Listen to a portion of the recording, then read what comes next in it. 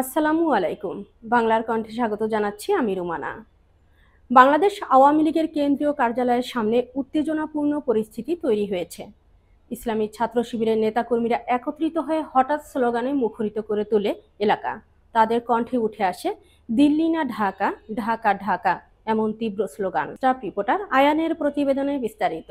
স্থানীয় সূত্রে জানা গেছে, রাজনৈতিক দাবি দেওয়া ও চলমান পরিস্থিতি নিয়ে প্রতিবাদ জানাতে তারা এই কর্মসূচিতে অংশ নেয়। পুলিশ ও প্রশাসনের সদস্যরা ঘটনাস্থলে উপস্থিত থেকে পরিস্থিতি নিয়ন্ত্রণে রাখার চেষ্টা করছেন। একই সময় আওয়ামী লীগ কার্যালয় এলাকায় নিরাপত্তা জোরদার করা হয়েছে।